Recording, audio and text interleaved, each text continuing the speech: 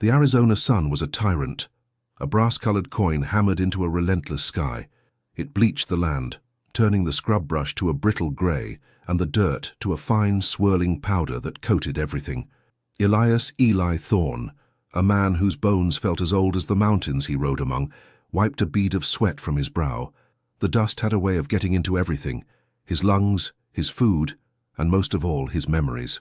It was the same dust he'd coughed up at Shiloh, the same grit that had clung to his uniform and the faces of his fallen comrades. The war was over, but for Eli, it had never truly ended. He carried it in the slump of his shoulders and the perpetual shadow in his eyes.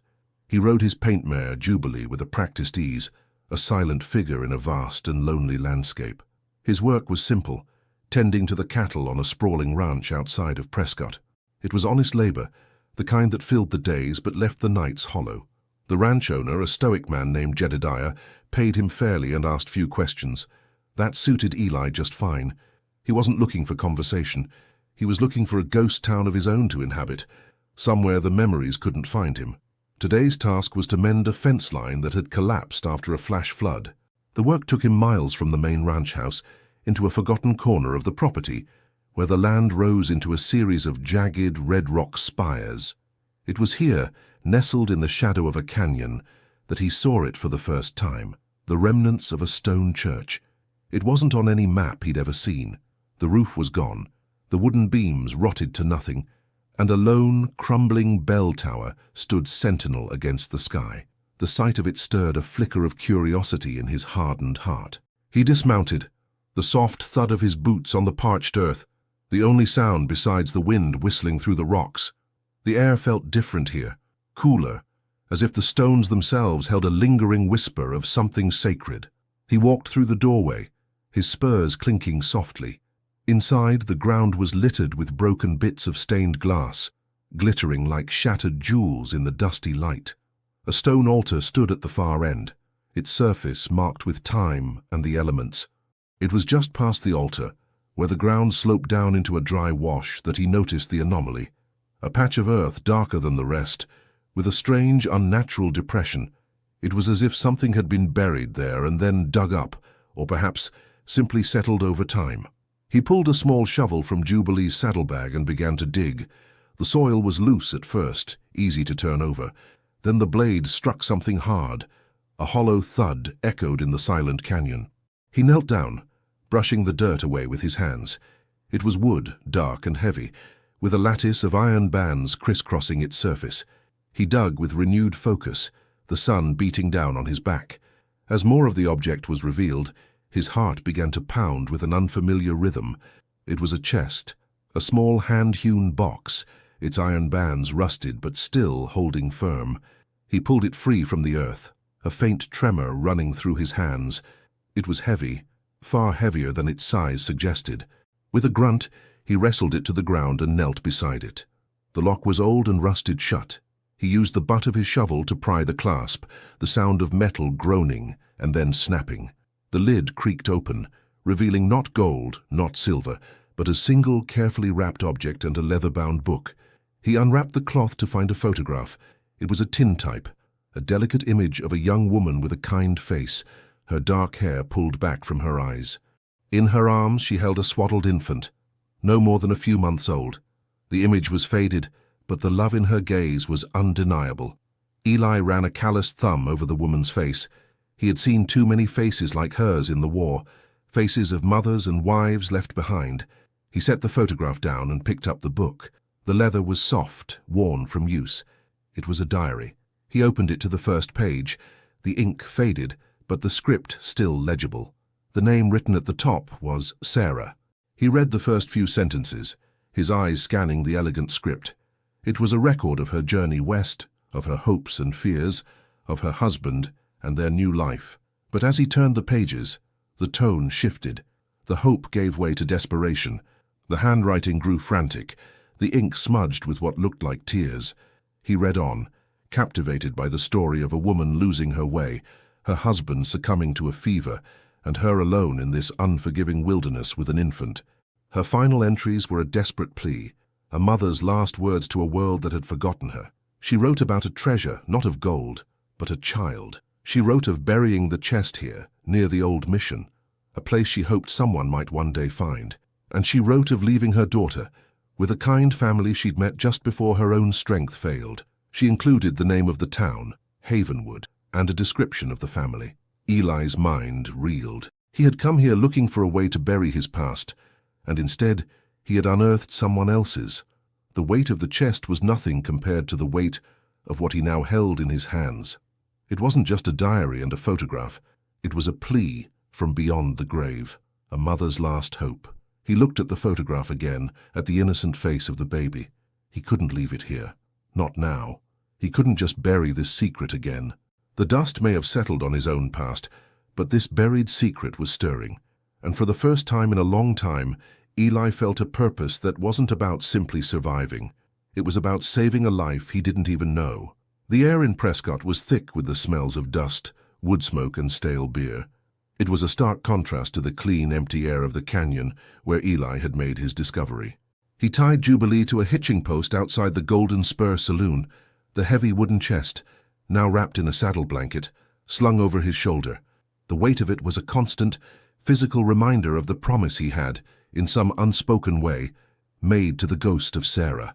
He stepped inside the saloon. The place was a hive of activity, a cacophony of laughter, arguments, and the tinny sound of a piano. The air was hazy with cigar smoke. Eli's eyes, accustomed to the wide-open spaces, took a moment to adjust to the dim light. He looked for a familiar face, someone who might know about a town called Havenwood.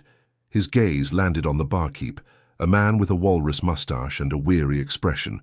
But his attention was quickly drawn to a woman standing at the bar, her back to him. She was dressed in a simple but well-kept brown dress.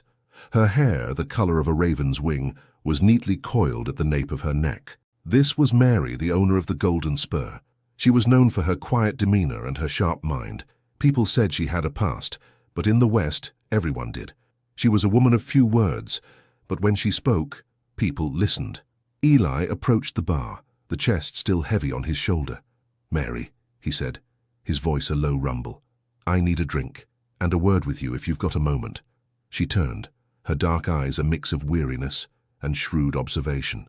She saw the dust on his clothes, the set of his jaw, and the subtle desperation in his gaze. "A lot of people want a word, Eli," she said, but her tone was not unkind. "And a lot of them don't have the decency to wait until I've finished serving." Eli set the chest down on the floor with a quiet thud. The sound was surprisingly loud in the momentary lull in the saloon's chatter. A few men at a nearby table glanced over. Eli ignored them, his focus on Mary. "This can't wait," he said simply. "I found something." Mary's eyes fell on the chest, the rust on the iron bands, the aged wood. It spoke of something old, something buried. "Treasure?" she asked, a flicker of something he couldn't name. Was it hope, or just plain curiosity in her eyes? "Something like that," Eli replied, a hint of irony in his voice. "A family, or what's left of one." He told her the story, or as much of it as he dared. He spoke of the abandoned church, the ball, the diary, and the photograph.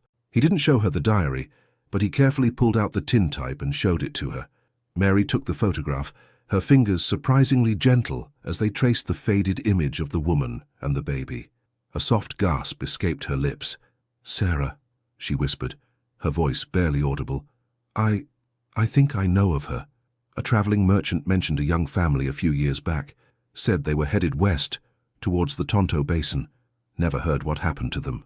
Eli's heart leaped. A name, a confirmation. "The diary mentions a town, Havenwood. Do you know it?" Mary nodded slowly, her gaze still fixed on the photograph. "It's a small place, a few days' ride from here, deep in the territory. It's not on the main trails. A quiet place mostly, a place where people go to disappear." Her expression was unreadable. "What are you going to do?" "Find the child," Eli said, the words coming out with a certainty that surprised even himself. "The diary says she left the baby with a family there. She gave them her gold. It's a long shot, I know, but I have to try."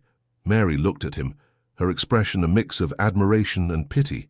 "Eli," she said softly, "there are a lot of bad men out there. Men who would kill you for a chance at a story like that. They'll think you're looking for gold. What if this treasure is a lie? A trap?" "I'll take my chances," Eli said, his voice firm. I've seen worse than what's out there. You were in the war, Mary said, stating a fact he rarely spoke aloud. It wasn't a question. It was as if she could read the history in the lines of his face. I was, he admitted, his gaze steady. And I've had my fill of death. This is a chance at something else. A chance to save a life, not take one. Mary handed the photograph back to him, her fingers brushing his. Then, you need to be careful, she said. The man who told me about Sarah, he told me she was running from something. Not just the wilderness, something darker. Be careful, Eli. Her warning lingered in the air, a cold draft in the warm saloon. As Eli turned to leave, his eyes met the gaze of a man sitting in the corner, a figure who had been watching their entire exchange. He was tall and lean, with a clean-shaven face and eyes that held the coldness of a snake. He wore a simple coat, but the way he carried himself, the way his hand rested on the butt of a revolver holstered at his hip, spoke of a man who was no stranger to violence. The man gave Eli a slow, calculating nod, a silent acknowledgement that he had heard everything. Eli's gut twisted. Mary was right. The buried secret was no longer just his. It was stirring, and it had caught the attention of something dangerous. He picked up the chest and walked out into the oppressive heat of the afternoon, the weight of his new purpose, and the silent threat of the stranger heavy on his mind. He was no longer just a cowboy. He was a man on a mission, and the world of the living, just like the ghosts of his past, was starting to pay attention. The trail to Havenwood was less a road and more a suggestion, a faint winding path through a land that seemed to resent human passage. For days Eli and Jubilee rode, the dust a constant companion. The sun baked the land, and the nights, while cool, were filled with the sound of the wind, a mournful whisper through the rock formations. The diary was his only guide, a fragile map to a lost soul. He spent the evenings by the campfire, reading the frantic, desperate words of Sarah. He learned of her husband, a kind but naive man named Thomas, and their hopes for a new beginning. He read of their hardships, the failed wagon, the fever that had taken Thomas, and Sarah's growing fear as she realized she was alone. But the most compelling part was the mystery. Sarah's last entries hinted at a sinister presence, a man who had been tracking them. She never named him, but she described him as a serpent, a man with a cold smile and an unnatural patience. This man, she wrote, was after a treasure she was carrying, a small fortune in gold that her husband had inherited. She had hoped to use it to buy a new life, a home. But the serpent, she feared, had found them. She had buried the chest, not just to hide the photograph and the diary, but to protect the gold, a final act of defiance. Eli's own past, his experience as a scout during the war, had taught him to trust his instincts, and his instincts told him he was being followed. The feeling was a subtle shift in the wind, a broken twig where there shouldn't have been one. He couldn't shake the image of the man in the saloon, the cold, calculating look in his eyes. One evening, as he was setting up camp near a small spring, he heard the faint sound of a horse approaching. He doused his campfire, melting into the shadows of a rock overhang, his hand resting on the grip of his revolver. The horse came into view, a dark silhouette against the fading twilight. The rider was the man from the saloon. He dismounted, his movements fluid and silent. He was a professional, a hunter. The man, who Eli would later learn was a bounty hunter named Silas the Serpent Finch, surveyed the area, his gaze sweeping over the dry brush and rock formations. He walked to where Eli's fire had been, his boot kicking at the ashes. A slow, thin smile spread across his face. He knew Eli was close. He wasn't in a hurry. He was a patient man, like a snake waiting for its prey to get comfortable before striking. Eli held his breath, the metallic taste of fear and adrenaline on his tongue. He had faced down charging soldiers, but this was different. This was a man with a singular, chilling focus. The thought of this man's shadow falling over the innocent child was all the motivation Eli needed. He wouldn't let him get to her. He was a protector now, not just a survivor. Silas remounted his horse and rode on, the sound of the hooves fading into the night. Eli waited for another hour, listening to the silence, the wind, the call of a lone coyote. He was a ghost in the desert, and he had to stay that way if he wanted to reach Havenwood first. He packed his meager camp and rode through the night, pushing Jubilee hard, the need to outrun the serpent a desperate pounding rhythm in his chest. His thoughts were a jumble of the past and the present. He thought of his comrades, of the men he had failed to protect. The war had left him with a deep-seated guilt, a belief that he was a bringer of death, not a preserver of life. This mission, this quest to find a lost child, was his chance at redemption. It wasn't about the gold, not anymore. It was about the photograph, the innocent face of the baby, the hope in Sarah's last words. The sun rose, painting the sky in a blaze of orange and purple. Eli looked back, scanning the horizon. There was no sign of Silas. He had created some distance, but he knew it wouldn't last. A man like Silas was relentless. As he rode on, the landscape began to change. The red rocks gave way to rolling hills, dotted with hardy green shrubs. The air grew slightly cooler, a sign of a water source nearby. He was close. Havenwood. The name sounded like a promise, a sanctuary from the harsh realities of the world. But Eli knew that even the most peaceful places could harbor the darkest secrets. He had to be ready for what he would find there, and he had to be ready to face the serpent when he finally caught up. The first test was over. The real test was just beginning. Havenwood was a town that time had forgotten. It wasn't on the main trade routes, and it felt like a pocket of the past, preserved by its isolation. The buildings were old and weathered, a testament to a hard-won life. A single, dusty main street was lined with a general store, a blacksmith, and a few saloons. The town was quiet, the midday sun casting long, sharp shadows. People went about their business with a quiet resignation, their faces etched with the kind of weariness that comes from years of struggle. Eli rode Jubilee slowly, his eyes scanning the faces, looking for any sign of recognition, any hint of the family Sarah had mentioned. He dismounted in front of the town's only hotel, a two-story wooden building with a sagging porch. He was tired, his body protesting the sleepless night. He needed a place to rest, a moment to gather his thoughts and a chance to learn more about the town. Inside, the hotel was cool and dim. A thin, wiry man with a shock of white hair sat behind the front desk, his eyes darting suspiciously at Eli. "I ain't seen you around here before," the man said, his voice a dry rasp.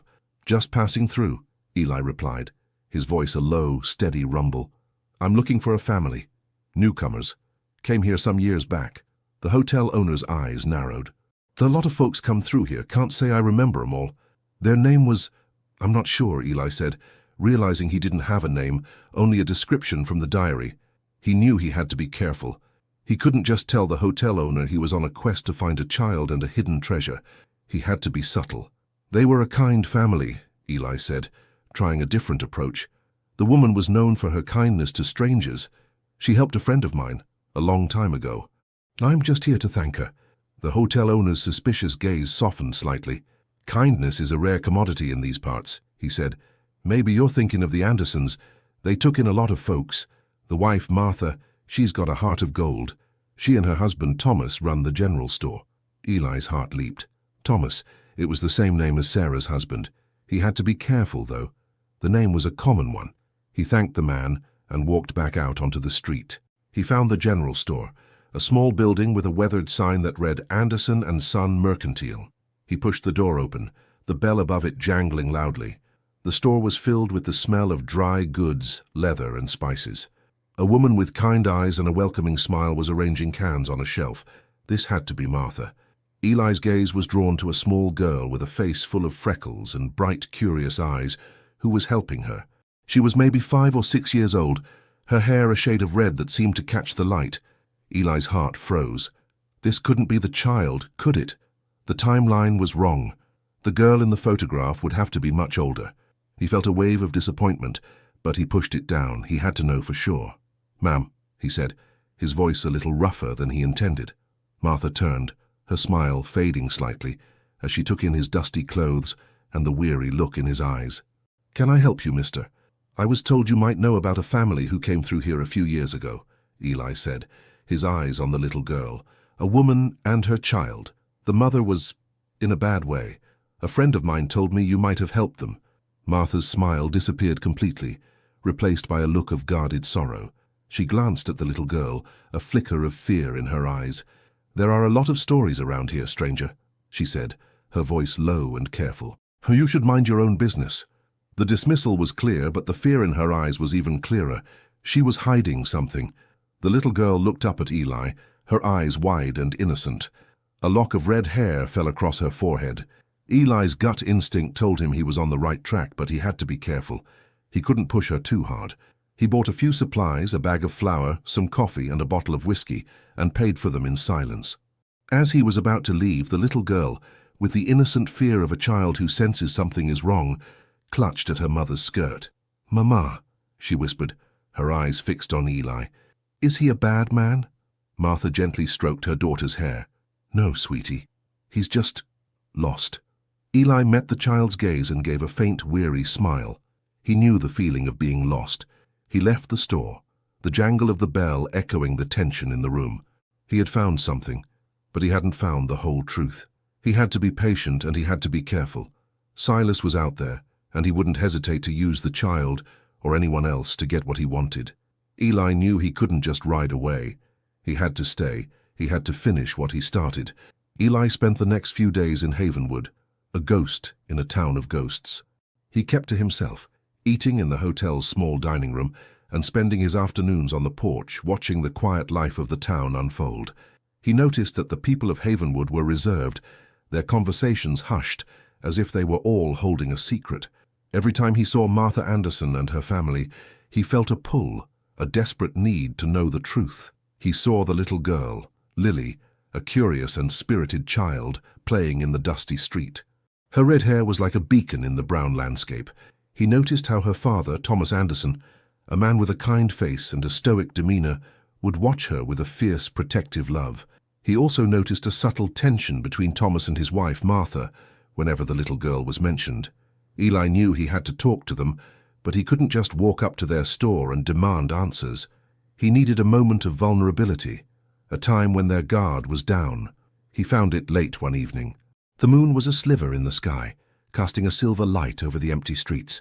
He saw Thomas Anderson sitting alone on the porch of his home, a short walk from the general store. He was smoking a pipe, a silent silhouette in the darkness. Eli approached him slowly, his footsteps a soft crunch on the gravel. Thomas looked up, his hand moving subtly toward the rifle leaning against the wall. "Evening," Eli said, his voice low and calm. "Mind if I join you?" Thomas hesitated, then gestured to the empty chair beside him. "If you must."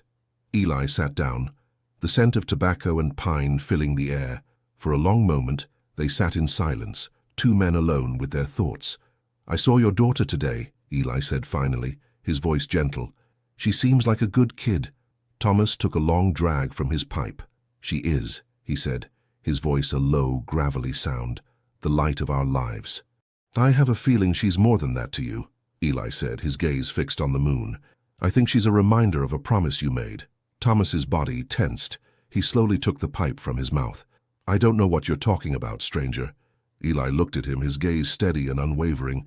"I think you do. I found a chest near an old church, miles from here. It had a diary in it, and a photograph, a woman named Sarah, and her baby." Thomas's hands, which had been holding the pipe steady, began to tremble. You found it," he whispered, his voice full of disbelief and dread. "I did," Eli confirmed. "And I read what Sarah wrote.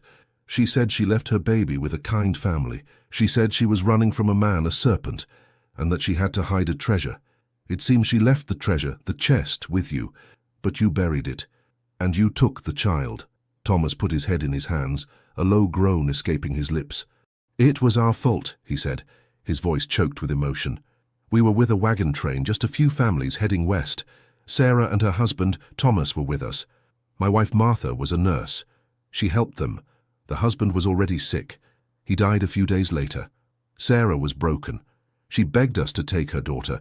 She said she was going back to find the man who had been following them, to try and get her husband's inheritance back. We told her it was a bad idea, but she was desperate. She left Lily with us, a small bag of gold and a note." "What did the note say?" Eli asked, his heart pounding. "She told us to use the gold to raise Lily, and if she didn't return in 2 weeks, to consider Lily our own.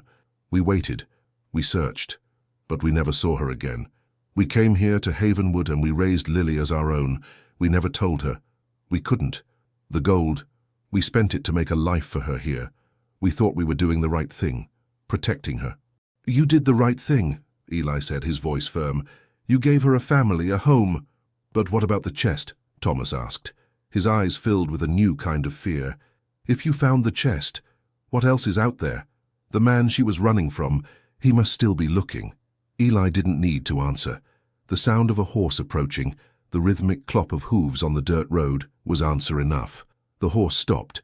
Eli and Thomas watched as a tall, lean figure dismounted. The moon illuminated his face. It was Silas. He walked toward them, his boots silent on the dusty ground. The serpent had found them, and he hadn't come for the chest. He had come for the truth, for the woman who had helped Sarah, for the man who had taken her child, and for the girl with the red hair who was sleeping peacefully inside the house.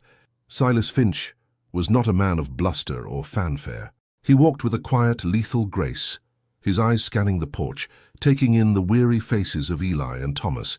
He didn't need to announce his presence. The very air around him seemed to grow cold, thick with unspoken menace. He stopped a few feet away, his hands resting easily at his sides, but Eli could see the tension in his fingers, the subtle readiness for violence.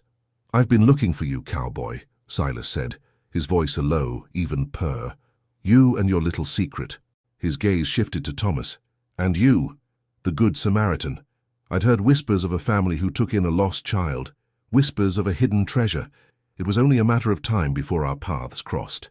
Eli stood up slowly, his hand moving instinctively to the butt of his revolver. "The chest is gone," he said, trying to draw the attention away from Thomas and his family. "There's nothing of value in it." Silas gave a low, humorless chuckle. "I'm not interested in a few trinkets, cowboy. The woman, Sarah, had a valuable piece of land that was promised to a very important man, land that her husband, Thomas, sold to me before he died. But the deed to that land, the legal document, was in a lockbox with a key, and Sarah took that key. She sent it in the mail with the gold to a friend. The chest was just a decoy, but the diary mentions the name of the friend, and that friend is the real treasure." He smiled, a cold, predatory gleam in his eyes. "And now I have a feeling that friend is living right here in this town." Eli's mind raced. He had been wrong.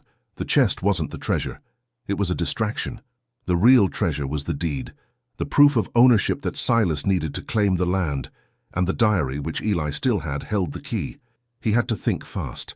"The diary is long gone," Eli lied, his voice firm. "I burned it. The pages were too old. They crumbled to dust." Silas's eyes narrowed, a flash of genuine anger in them. "You're a poor liar, cowboy, but it doesn't matter. I have a feeling the truth is sleeping inside that house." His gaze flickered to the window. "I'm a patient man, but I'm not a fool. Tell me where the deed is and I'll be on my way, and no one gets hurt." Eli knew Silas was lying. A man like him never left a witness, never let a loose end remain. He would kill them all, just as he had killed Sarah's husband, just as he had likely killed Sarah. "You're not getting in that house," Eli said, his hand now fully on his revolver. "Don't be a fool," Silas said, a mocking tone in his voice. "I have no quarrel with you, cowboy. This is about business. Let me handle my business, and you can ride on." "This stopped being a business deal the moment you started following me," Eli retorted, his own anger simmering beneath the surface. "You're a scavenger, not a businessman, and you're not getting near that family." The standoff was broken by a soft, desperate voice. "Please," Martha whispered from the porch doorway. She had been listening to the entire conversation, her face pale with fear. "We don't have the deed. We don't know where it is. Sarah didn't send it to us." Silas's gaze shifted to her, his smile widening.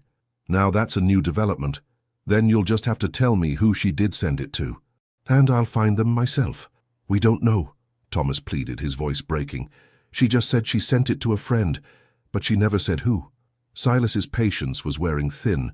He took a step forward, his hand moving with lightning speed. He drew his revolver, the click of the hammer a chilling sound in the night. The barrel was pointed directly at Martha's head. "The girl," he said, his voice now a cold, flat command. "The little girl with the red hair. I'm sure she's a lovely girl. I'm sure you wouldn't want anything to happen to her." Eli's heart pounded in his chest. He knew he had to act. He didn't have a choice. He pulled his own revolver, the motion a blur. He had faced down death too many times to be afraid of it, but he was afraid for the little girl sleeping inside. The night air, once cool and still, was now charged with a violent energy. The sight of Eli's drawn gun, aimed squarely at Silas, was an impossible act of defiance in a town that prided itself on staying out of trouble. Thomas, his hands in the air, watched the scene unfold with a look of pure terror, trapped between the man who had found his family's secret and the man who wanted to destroy it. "You're making a mistake, cowboy," Silas said, his voice a low, dangerous growl. "You're getting involved in a fight that's not your own." "It is now," Eli said, his voice steady. He wasn't just a cowboy anymore, he was a protector. He was the man who found the chest, and by some strange twist of fate, he had been chosen to defend the legacy it contained. The moment stretched, a fragile thread of silence before the inevitable violence. The moonlight glinted off the barrel of Silas's revolver, his eyes a cold, calculating black. Eli's mind was a maelstrom of memories, the thunder of cannons, the acrid smell of gunpowder, the faces of young men he had failed to save. This time would be different. This time, he wouldn't fail. "Last chance," Silas said, his voice like the scrape of a razor. "Put the gun down." "I can't do that," Eli replied, his finger tightening on the trigger. The shot wasn't meant for Eli. It was a cold, cruel calculation. Silas fired, not at Eli, but at a kerosene lamp hanging on the porch. The glass shattered, and a brilliant burst of flame erupted, casting the scene in a flickering orange light. The sudden explosion of light and sound was a brutal distraction. In that split second, Silas moved. He fired a second shot, this one aimed at Thomas's leg. The man cried out, clutching at his thigh as he collapsed to the ground. Eli, his mind a whirlwind of action and training, didn't hesitate. He dived to the side, rolling behind a rain barrel, the sound of a bullet whizzing past his head. Silas was gone, a dark blur melting into the shadows. The serpent, true to his nature, had struck and then disappeared. Eli scrambled to his feet, his heart pounding. The porch was a scene of chaos. Martha was on her knees, her hands pressing a cloth to her husband's bleeding leg. The little girl, Lily, had appeared in the doorway, her eyes wide with terror, her small body trembling. Eli holstered his gun and knelt beside Thomas. "It's a clean shot," he said, his voice filled with a desperate calm. "You'll be all right." He looked up at Martha, his face grim. "He's not coming back. Not tonight. But he will." Martha, her face tear-streaked, looked at him with a desperate plea in her eyes. "What does he want?" she asked, her voice a broken whisper. "We don't have the deed. We don't know who has it." Eli stood up, his gaze on the dark, empty street where Silas had disappeared. "He doesn't believe you," Eli said. "He thinks the deed is with a friend of Sarah's. The diary mentioned that the deed was in a lockbox with a key, and Sarah sent the key in the mail with the gold to a friend." "But who?" Martha sobbed. "We don't know." Eli's mind went back to the diary, to Sarah's last, frantic words. He remembered the last entry, written just before she left the child with them. "She said she was sending the gold and the key to a friend," Eli said, "but she didn't name them. She gave me a name to find them by, the name of the town. The name was Havenwood." Martha and Thomas exchanged a look of shock and disbelief. "But that doesn't make any sense," Thomas said, his voice a low groan of pain. "We're the only family she met." "No," Eli said, a new understanding dawning on him. "She wasn't sending it to a person. She was sending it to the town, to the church. She thought it would be safe there. The chest was a distraction, a way to lure a person there. The real treasure was the lockbox and the key." Eli's eyes went to the little girl, who was now clutching her mother's hand, her small frame still trembling. "The treasure isn't the gold, it's the key to the lockbox. The key is what Silas is really after. The lockbox, that's the deed, and it's not in the chest, and it's not here. The lockbox is somewhere else entirely." Eli turned to the Andersons, his face etched with a grim determination. "He'll be back," Eli said, his voice flat, "and he'll come for the girl. He thinks she holds the key to the location of the deed. I won't let that happen. We have to find it first." Eli had been a ghost, a drifter, but now he had a purpose. He had a family to protect. The quiet life he had sought was gone, replaced by the thundering beat of a new purpose. He was no longer a man running from his past. He was a man fighting for the future of an innocent child. The morning after the attack was thick with a tense quietness. The town of Havenwood, once a refuge, now felt like a cage. Eli moved with a new sense of urgency. his focus honed by the night's events. He helped Martha get Thomas into the house and tended to his wound. The bullet had passed through, a painful but not life-threatening injury. The Andersons were shaken, their world of quiet anonymity shattered by the brutal reality of Silas Finch. Eli knew they couldn't stay. Havenwood was no longer safe. The serpent would be back, and he wouldn't be alone. He would bring more men as cold and calculating as he was. They had to leave, and they had to leave now. He sat with Thomas and Martha in their small living room, the little girl, Lily, sleeping in the next room, mercifully oblivious to the danger she was in. Eli pulled out the diary again, his fingers tracing the familiar script. "We have to find the lockbox," he said, his voice low. "It's the only way to stop him.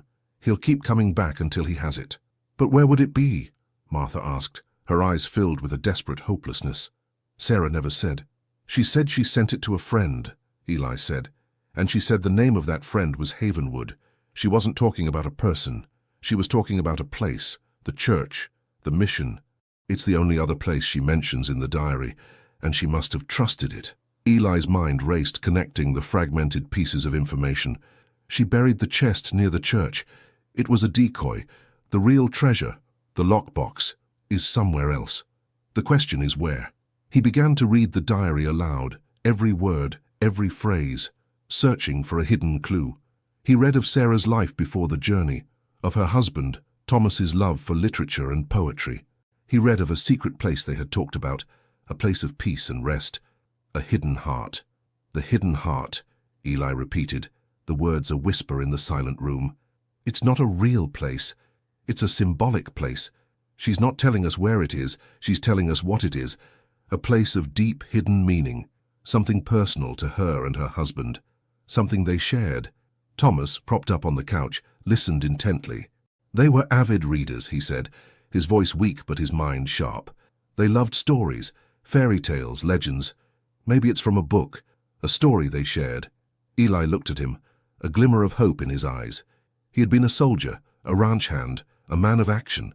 He had little use for books or poetry, but this was no longer his world. It was a world of words and secrets. "What book?" Eli asked. Thomas shook his head. "I don't know. There were so many." They used to read to each other every night. Suddenly, a voice came from the next room.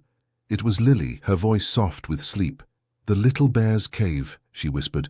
"My daddy tells me the story of the Little Bear's Cave. That's where he hides his special things, in the hidden heart." Martha and Thomas froze. They looked at each other, their faces a mixture of shock and dawning realization. Eli's gaze was fixed on them, his mind working furiously. "What story is she talking about?" he asked. Thomas closed his eyes, a pained look on his face.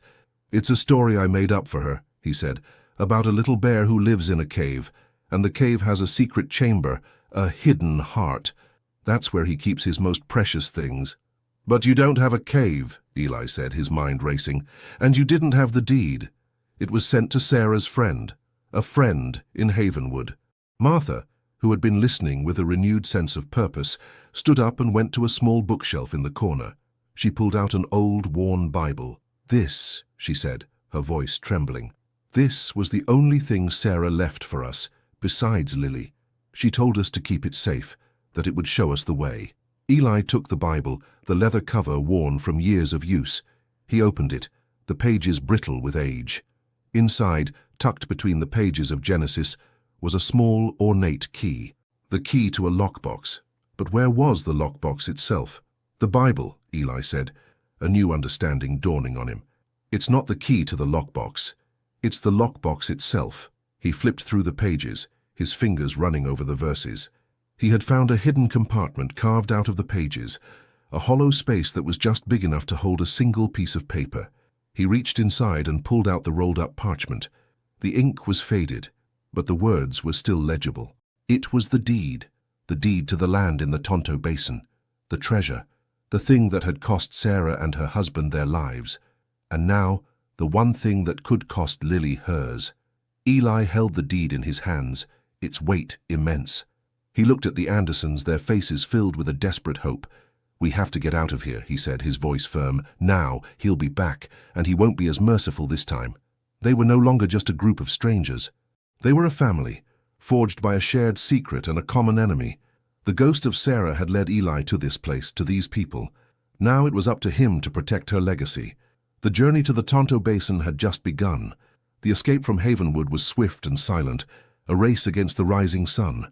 Eli, Martha, and a limping Thomas rode on 3 horses, with Lily nestled in Eli's saddle, her small arms wrapped tightly around his waist.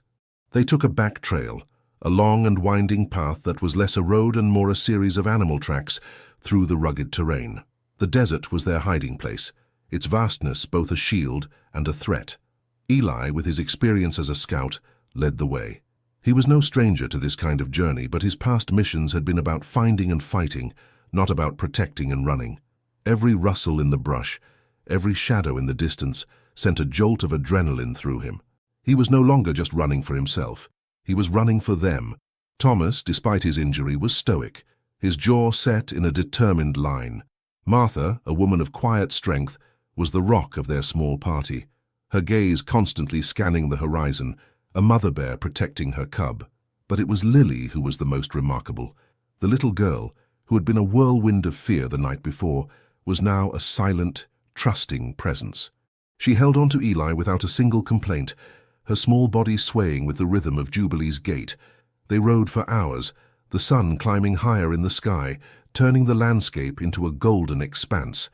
Eli was starting to feel the exhaustion, but he pushed on, the memory of Silas's cold eyes and Thomas's pained expression fueling him. They stopped at a dry creek bed, a temporary respite from the relentless journey. "He'll know we're gone," Thomas said, his voice hoarse from the dust. "He'll be on our trail by now." "He will," Eli agreed, his eyes scanning the horizon. "But he doesn't know where we're going, and we have a head start." They were wrong. A sharp, distinct sound, the click of a rifle bolt, echoed through the canyon. Eli's hand went to his revolver, his body instantly on high alert. "Don't move," a voice called out, a voice as cold and familiar as the desert wind. It was Silas. He stood on a high ridge, a silhouette against the sun, a rifle in his hands. He was not alone. 2 other men, hired guns, stood beside him, their rifles also aimed at the small party. "You're a fool, cowboy," Silas said, his voice carrying clearly on the wind. "You should have just handed over the chest. It would have saved a lot of trouble." "We don't have the deed," Martha cried out, her voice filled with a desperate defiance. Silas chuckled, a dry, humorless sound. "Lies. I know you have it. You're running, which means you have the treasure, and I'm here to collect." Eli knew they were in a trap. They were outmatched and outgunned. He looked at Thomas, at Martha, at the small, innocent face of Lily. He had a choice to make. He could fight, a futile act that would likely get them all killed, or he could surrender and hope for a moment to escape. He looked at Silas, at the cold, predatory look in his eyes. There would be no mercy. Silas was here to finish the job. He wasn't just after the deed. He was after their lives, to ensure no one was left to tell the tale. Eli's mind flashed back to the dusty ranch, to the lonely life he had been living. He had been a man without a purpose, a man waiting for his life to end. But now, here, in this moment of life and death, he knew his purpose. He was here to protect this family. He was here to be their shield. He took a deep breath, his gaze fixed on Silas. He made a decision, a desperate, calculated gamble.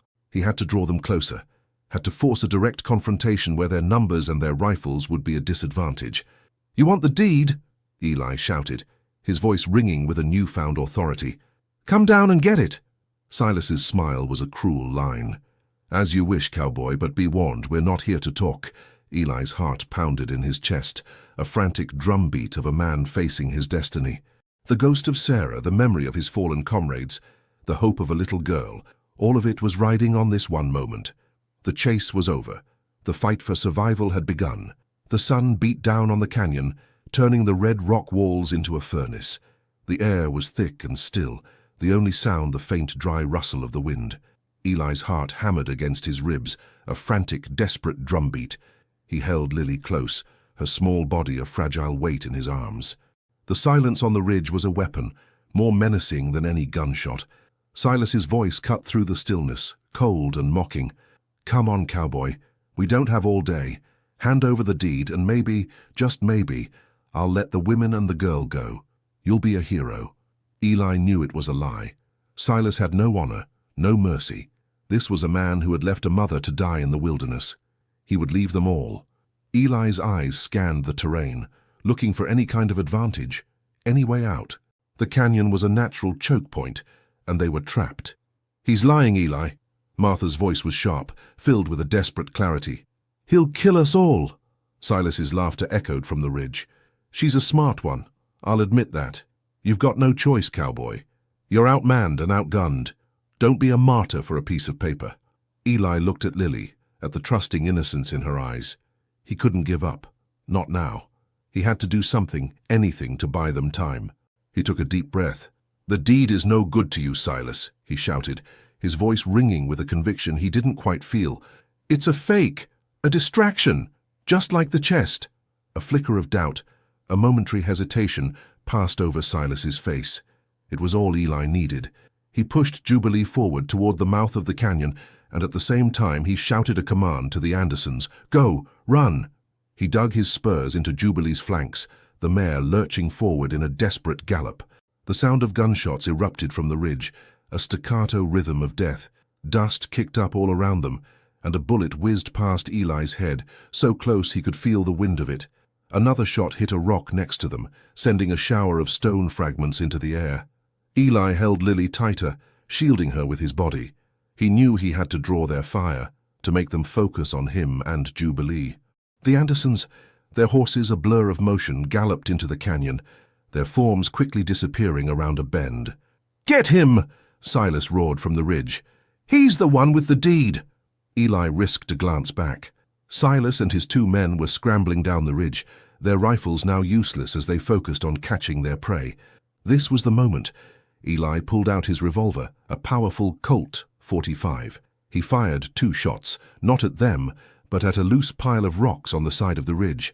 The sound of the shots echoed, and the rocks, dislodged by the impact, tumbled down the steep slope, a small avalanche of debris that forced Silas and his men to stop and take cover.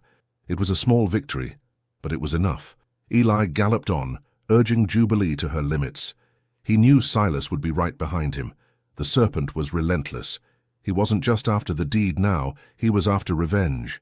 Eli had made a fool of him, and a man like Silas did not take kindly to being bested. He rode into the canyon, the towering rock walls a blur of red and brown. The air was hotter now, suffocating. He could hear the sound of hoofbeats behind him, growing closer. He was pushing Jubilee too hard, he knew it, but he had no choice. He had to keep them ahead, had to give the Andersons a chance to get away. A sudden flash of memory, a long-forgotten piece of military strategy came to him. A small, narrow passage, a shortcut he had seen on an old map. It was a risk, a gamble. The passage was treacherous, but if he could make it through, he could lose them. He pulled on Jubilee's reins, the mare responding to his command, her hooves pounding against the rocky ground as she veered off the main path and into a narrow, winding crevice. The passage was barely wide enough for the horse. The air grew cooler and the light faded to a dim grey. Eli could hear the sound of Silas's men shouting, their curses echoing off the canyon walls. They had seen him. They were coming after him. He pushed Jubilee on, the sound of her hooves echoing in the tight space. He could feel the rock walls on either side, scraping against his legs and the horse's flanks. Just as he thought he was in the clear, the passage opened up into a small enclosed space, a natural amphitheater with no way out. He was trapped, and then he saw it, a small cave, hidden behind a curtain of tangled vines. He urged Jubilee forward, the horse's body scraping against the rocks. He dismounted, pulling Lily with him, and pushed his way through the vines and into the cool, dark sanctuary of the cave. The sound of galloping horses grew louder outside. He could hear Silas's voice, triumphant. "He's in here. He's trapped."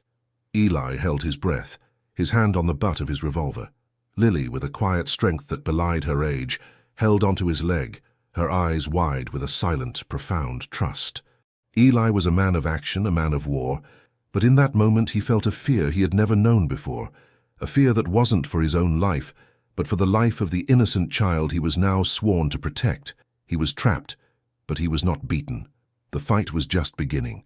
The cave was a small, dusty chamber, its darkness a welcome relief from the blinding sun. The air was cool and still, smelling of damp earth and ancient stone. Eli's heart was a frantic drum. echoing the sounds of Silas and his men outside. He could hear them dismounting, the thud of their boots on the rocky ground. "He's in there!" one of the men shouted, his voice a brutish, confident sound.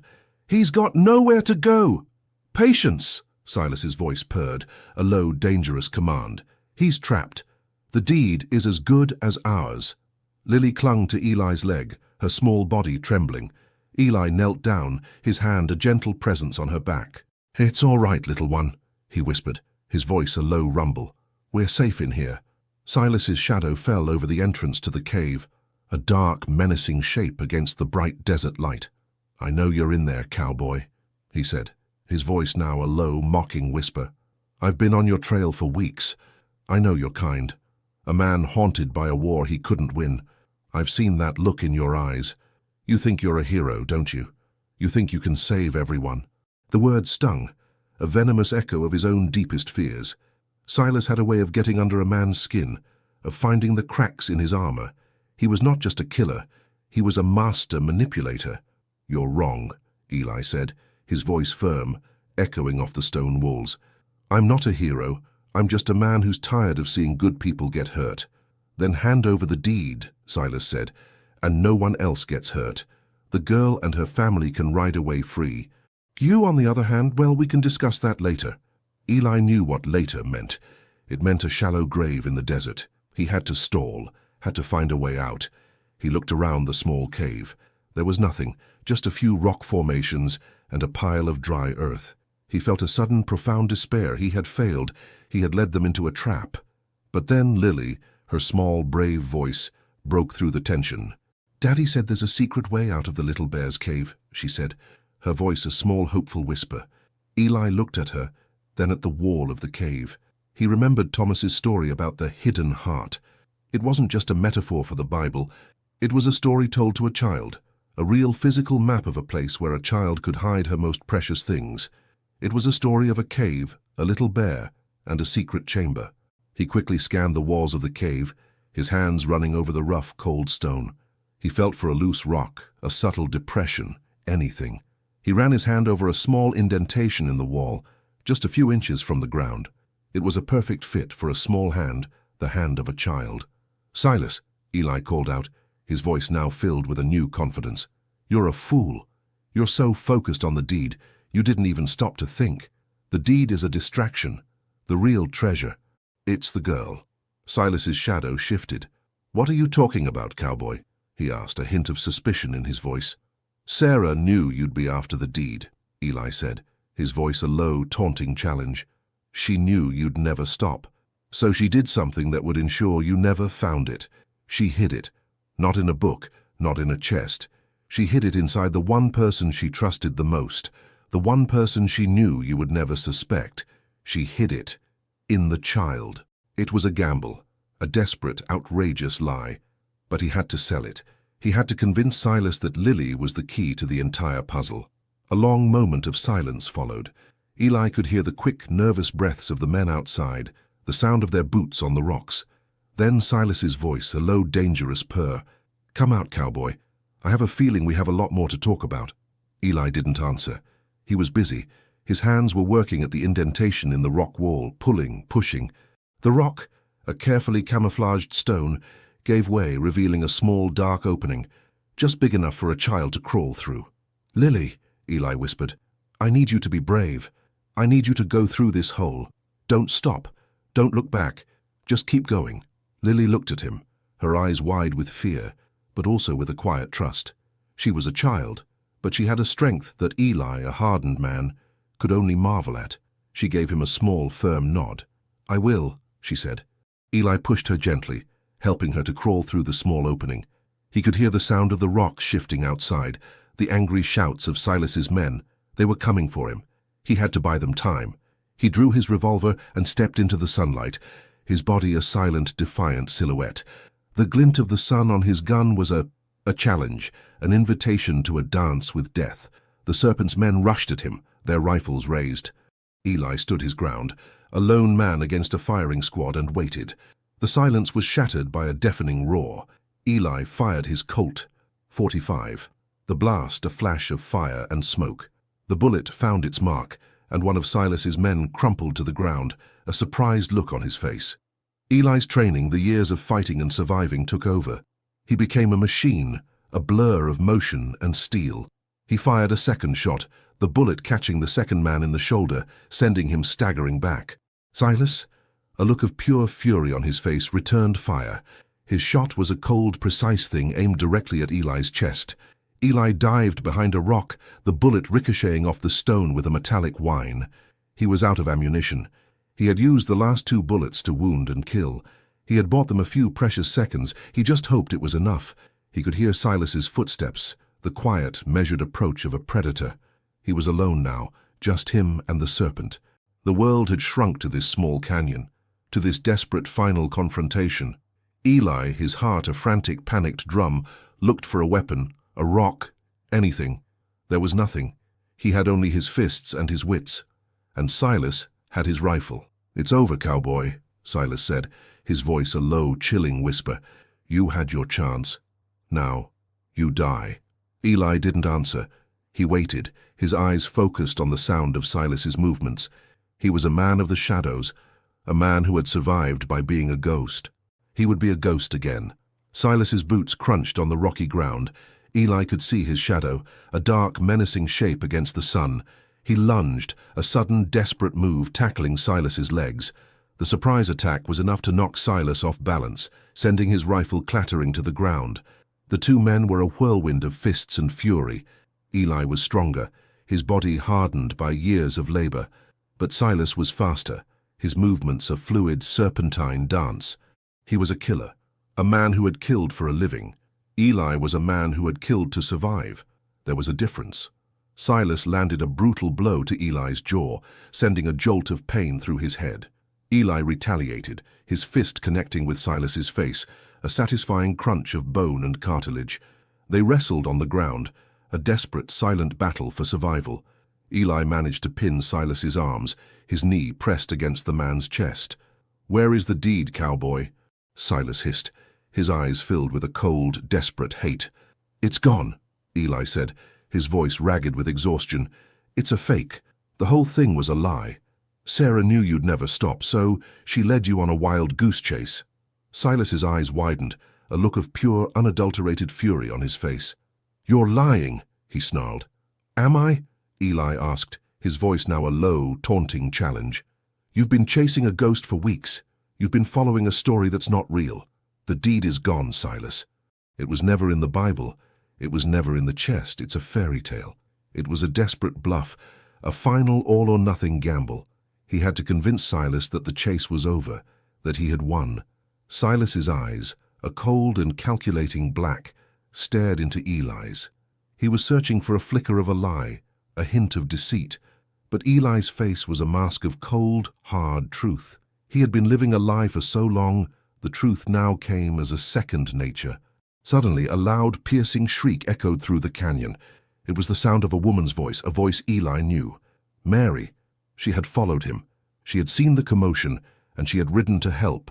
Silas, his focus momentarily broken, looked up. Eli used the opportunity. He pushed himself up, a sudden brutal thrust of his legs, sending Silas sprawling back. He scrambled for Silas's rifle, but Silas, with a guttural roar of fury, was faster. He grabbed his revolver from his holster. The 2 men were face to face, their guns pointed at each other. The world seemed to slow down, to hold its breath. Eli looked at the man who had brought so much pain and death into his life, and he saw a reflection of his own darkest past, a man who had been defined by violence, who had been made into a monster by a war he had not chosen. "It's over, Silas," Eli said, his voice now a low, sorrowful whisper. "You've lost. You've lost the war, and you've lost this fight." Silas's eyes were filled with a desperate, wounded pride. He had come so close. He had been so sure. The realization that he had been chasing a lie, a ghost, was more painful than any physical wound. He fired. Eli fired at the same time. The shots were a single, deafening explosion. Eli felt a sharp, searing pain in his shoulder, a hot fire that spread through his arm. He staggered back, but he didn't fall. Silas, on the other hand, stumbled, a surprised look on his face. The shot had hit him in the chest, a clean, direct hit. He looked at Eli, a flicker of something he couldn't name. Was it regret? Was it respect? in his eyes. Then he collapsed, his body a silent, motionless heap on the dusty ground. The serpent had been defeated. Eli, his arm a throbbing agony, looked at the body of the man who had tormented them for so long. He felt no triumph, no sense of victory, just a profound, bone-deep weariness. He had won the battle, but the war was far from over. He was a wounded man, with a family to protect and a long, dangerous journey ahead. He had to find the Andersons, and he had to find a way to heal.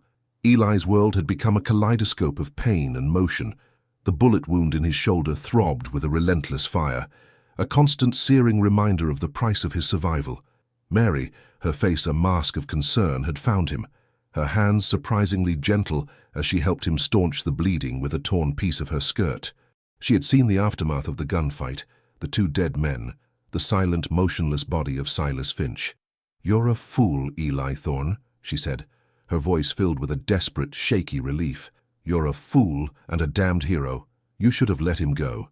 "And let him kill the family?" Eli's voice was a low, strained whisper. "I couldn't do that." She shook her head, a silent acknowledgement of the truth in his words. "We need to get you to a doctor," she said, her hands working expertly to bind the wound. "You're losing too much blood." "No," Eli said, his voice firm. "We need to find the Andersons. They're still out there. I have to make sure they're safe." Mary, a woman who rarely showed emotion, looked at him with a mixture of exasperation and grudging admiration.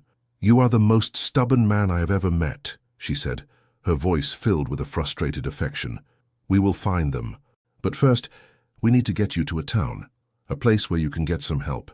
Eli, his head a fog of pain and exhaustion, was forced to agree. He was no good to the Andersons if he was bleeding to death in the desert.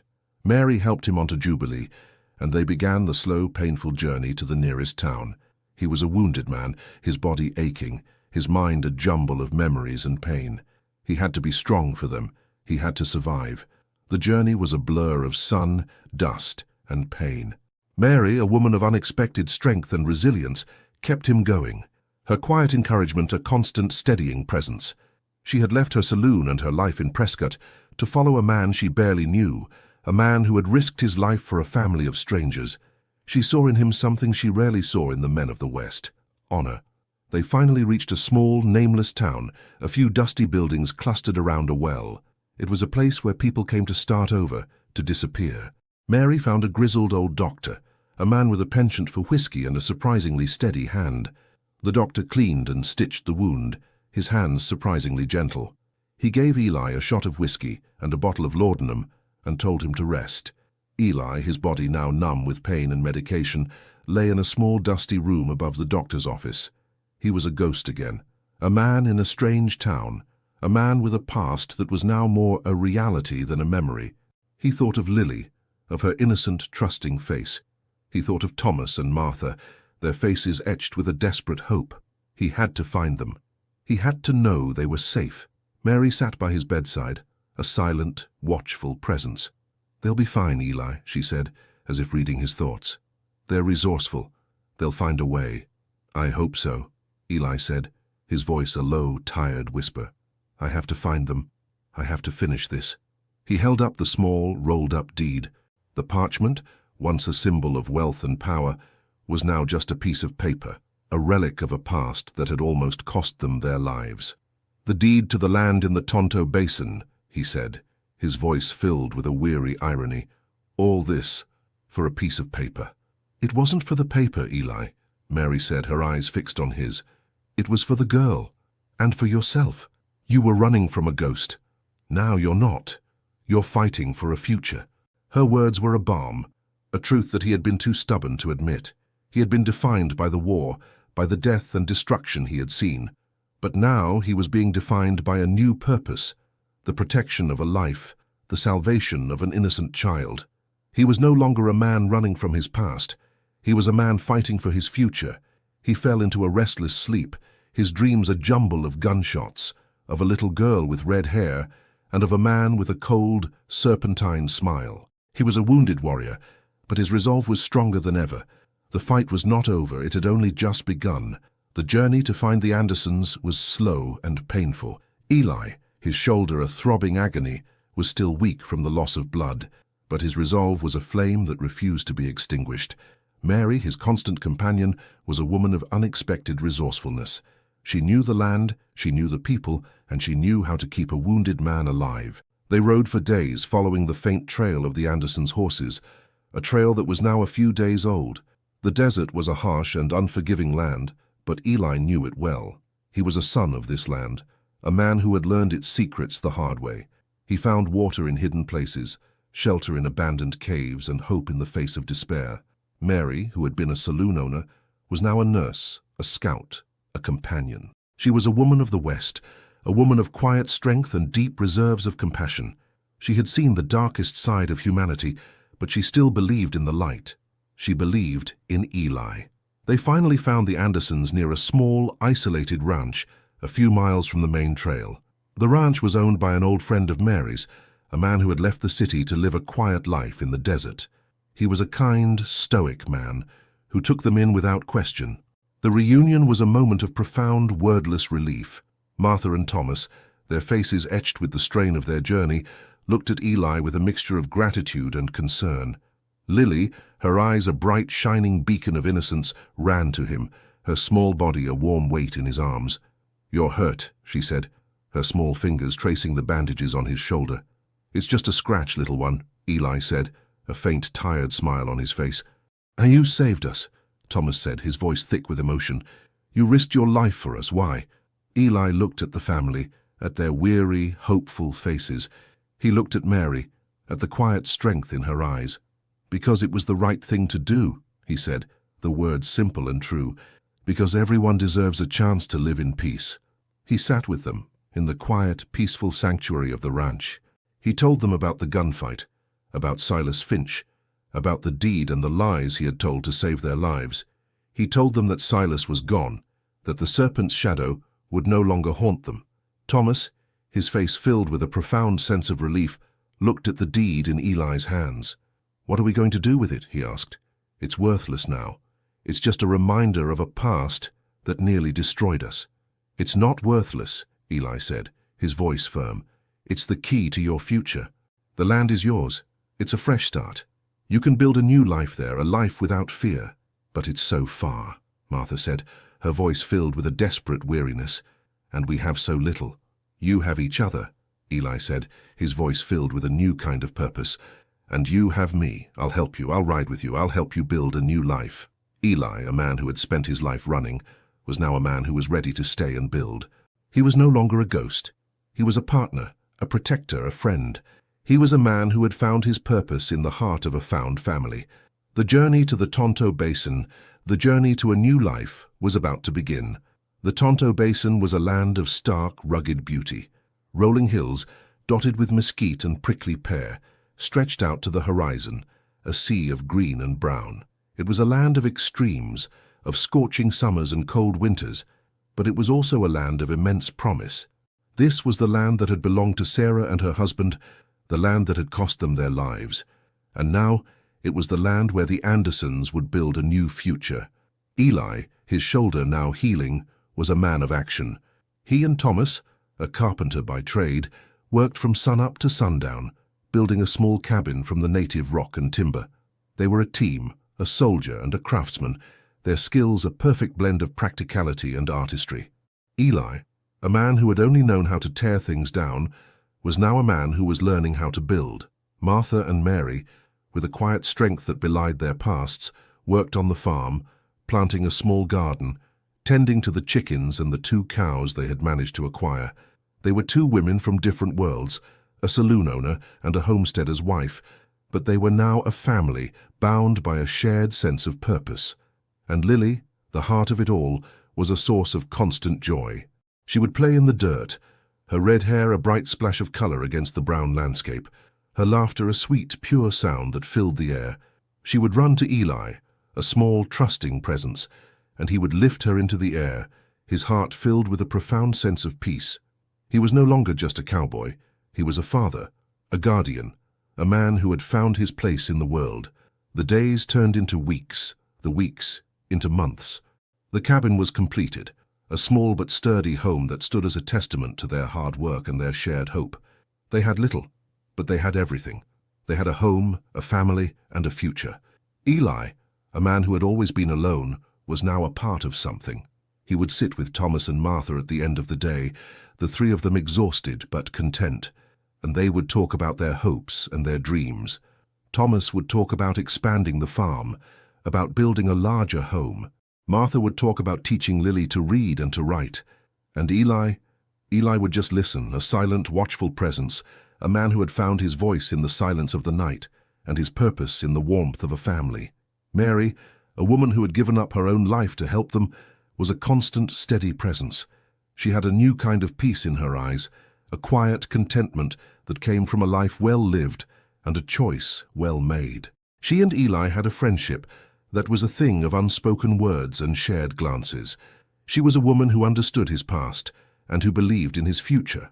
The journey was not without its challenges. There were dust storms, flash floods, and the constant threat of wild animals. But they faced them together, a family of quiet strength and fierce resolve. They were a testament to the power of human connection, to the idea that a group of strangers bound by a shared secret could build a new life in the heart of the wilderness. Eli, a man who had been a ghost, was now a man of substance. He was a man who had found a home, a family, and a purpose. The long, lonely journey was over. The new beginning was here. Life in the Tonto Basin settled into a rhythm of sunrises and sunsets, hard work and quiet contentment. Eli found a new kind of peace, a profound sense of belonging that he had never known. The bullet wound in his shoulder had healed, leaving a faint scar, a physical reminder of the past. But the emotional scars, the ghosts of the war, were also beginning to fade. One day, as Eli and Thomas were mending a fence line, they came across a forgotten trail. It was a faint, overgrown path that led to a small, isolated canyon. It was the kind of place where people would go to hide, to disappear. "Looks like a prospector's trail," Thomas said, his voice a low, cautious whisper. "Maybe," Eli said, his instincts on high alert. He had seen too many places like this in his life, places where people had gone to die. They followed the trail, their boots kicking up a fine swirling dust. The canyon was a narrow, winding crevice, its walls a deep, dark red. As they went deeper, they saw something that made their hearts stop. A small, makeshift grave. A cross, crudely carved from a piece of wood, stood sentinel over the mound of dirt. Eli's heart pounded in his chest. He knew, with a terrifying certainty, whose grave this was.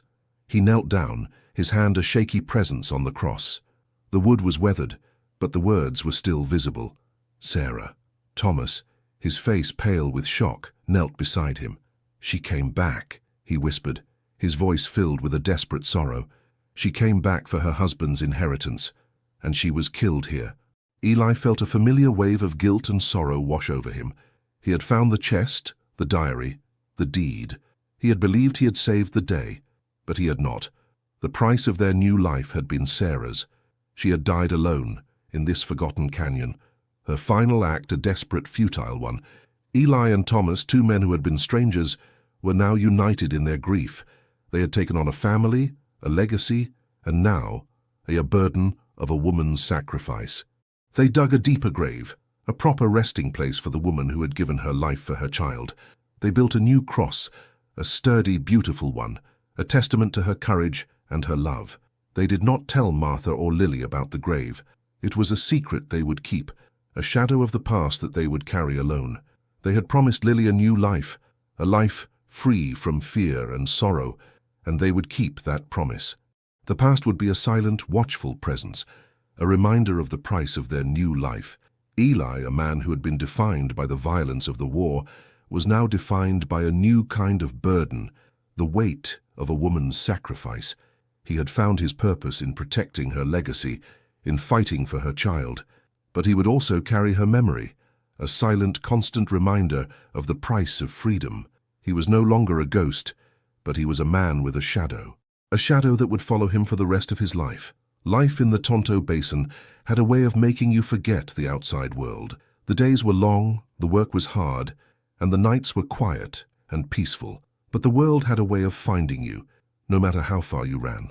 One afternoon, as Eli and Thomas were working on a new corral, they saw a cloud of dust on the horizon. A lone rider was approaching, a silent, purposeful figure on horseback. Eli's hand instinctively went to the rifle leaning against the fence post. His instincts, honed by years of survival, told him that this was not a friendly visitor. The rider was a man, his face hidden by a wide-brimmed hat. He was tall and lean, and he rode with the confidence of a man who was used to getting what he wanted. He stopped his horse a few feet from them, his eyes a cold, hard blue scanning the ranch, taking in the small cabin, the growing fields, the small figure of Lily playing in the dirt. "Eli Thorne," the man said, his voice a low, dangerous growl. "I was told I'd find you here. I'm a friend of Silas Finch's." Eli's heart pounded in his chest. A friend of Silas's. The serpent had been defeated, but his shadow still lingered. This was a man from the past, a man who had come to collect on a debt. "He's dead," Eli said, his voice a low, steady rumble. "I killed him." "I know," the man said, a thin, humorless smile on his face. "And I'm here to collect. The deed to this land. The land that was supposed to be mine. Silas promised it to me. And now, you have it." Eli's mind raced. He had been so focused on Silas, he had forgotten about the bigger picture. The land had been Silas's to give. He had been working for a man, a powerful, ruthless man who wanted the land, not the deed. "I don't know what you're talking about," Eli said, his voice a cold, hard lie. "This land is ours. We bought it fair and square." "Don't lie to me, cowboy," the man said, his voice a low, dangerous purr. "I'm not as patient as Silas was, and I'm not a man who can be fooled by a pretty story." He dismounted, his movements a fluid, predatory dance. His hand rested on the butt of a revolver holstered at his hip. "I'm going to give you a choice, Eli Thorne," he said. "You can give me the deed and I'll leave you and your little family in peace, or I can take it from you, and I'll take a lot more with it." Eli knew he was in a no-win situation. This man was not a common thug. He was a professional, a man who had been sent on a mission. He had to be smarter, faster, and more ruthless than he was. "I don't have the deed," Eli said, his voice a cold, hard lie. "I burned it. I burned it the moment I realized it was a curse."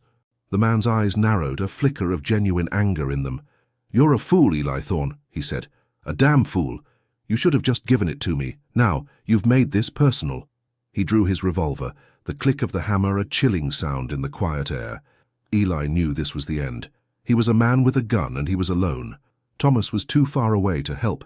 He had to face this demon from the past on his own. He was a man who had found peace, and now he had to fight to keep it. The standoff was a silent, tense moment, the only sound the faint, dry rustle of the wind.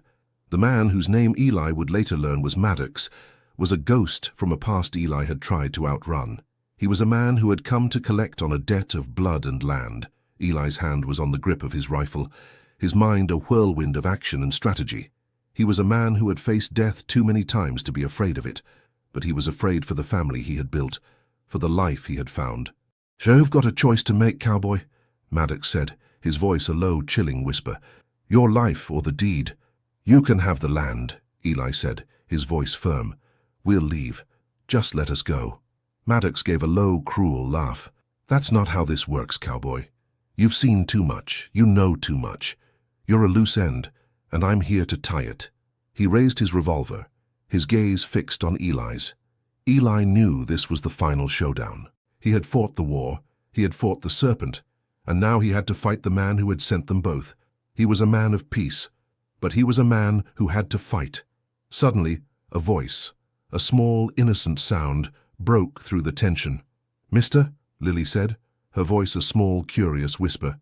She had walked to the edge of the field, her small, trusting face turned toward them.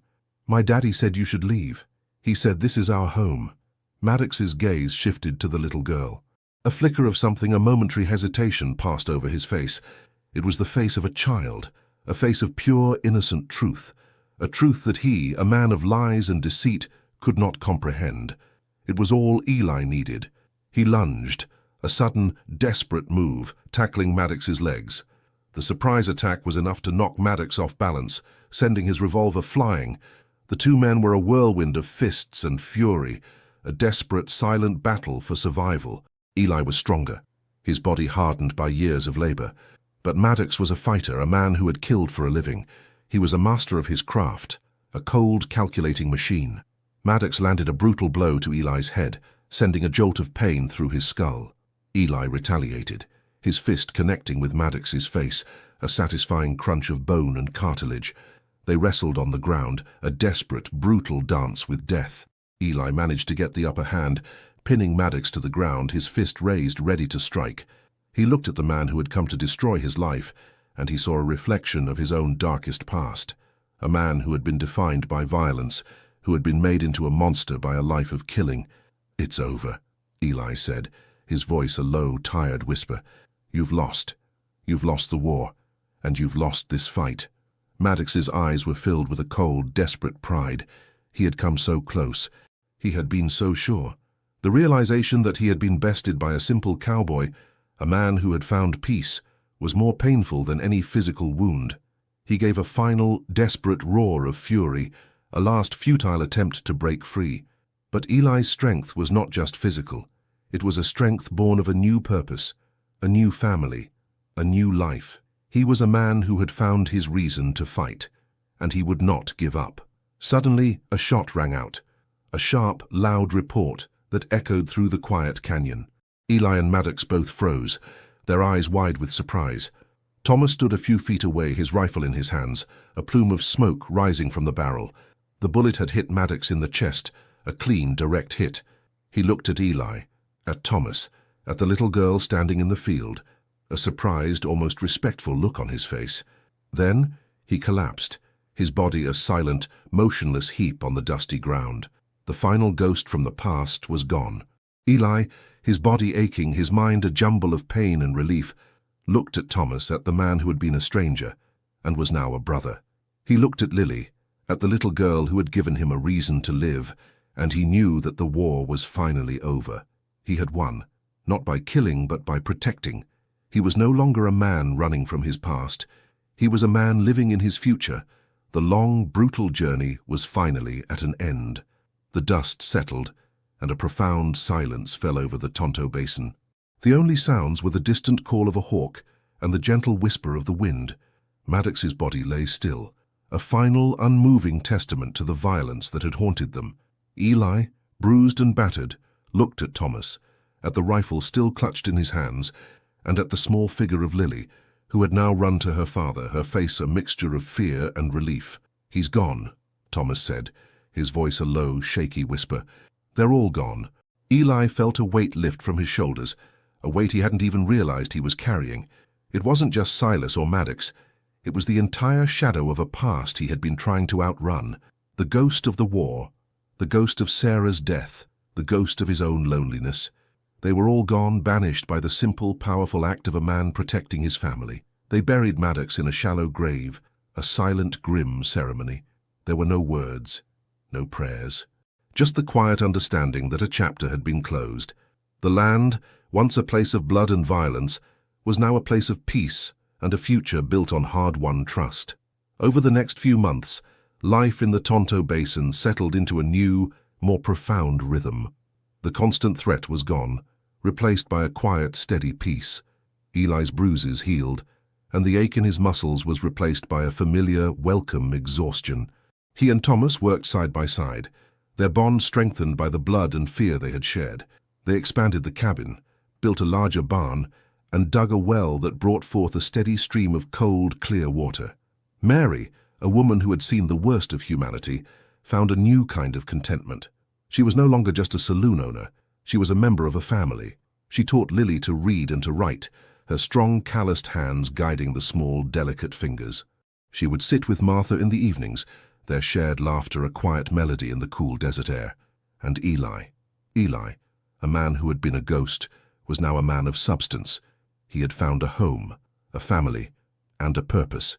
He would sit on the porch in the evenings, his gaze fixed on the setting sun, a profound sense of peace in his heart. The land was his. The family was his. The life he had found was his. He was no longer a man running from his past.